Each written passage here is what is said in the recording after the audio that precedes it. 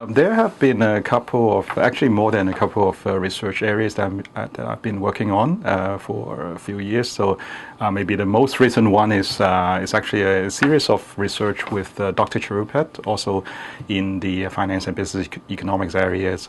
We are looking at leverage exchange trade funds. So it's a specific types of exchange trade funds, which, like all exchange trade funds, they are traded on the market, so investor can easily buy and sell at any point in time in the market, just like a stocks. What makes it special is that rather than it tracking the daily return of a particular index, leverage exchange trade funds actually provide you with a return which is in multiple of the index. So if you invest in a 2 times leverage exchange trade funds on S&P 500, if the S&P 500 increase by 1%, you get 2%.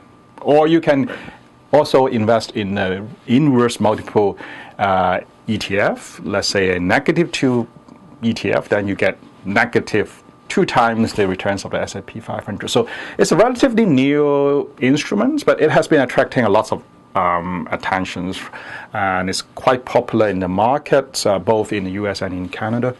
Lots of investors are interested in investing in this kind of products because simply of the fact that it is very easy for them to get a leverage returns without all the problems of borrowing money or opening a margin account. Now you can easily get the returns by simply buying and selling in the fundamental markets.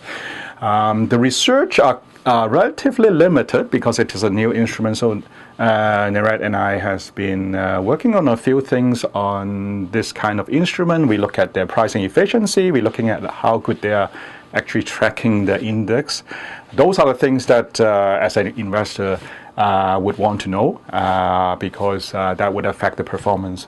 So besides able to extend on the literature, the models and the tools that we propose in the papers can have practical implications in terms of serving as a tool for investors to actually gauge the performances of different leverage exchange trade funds.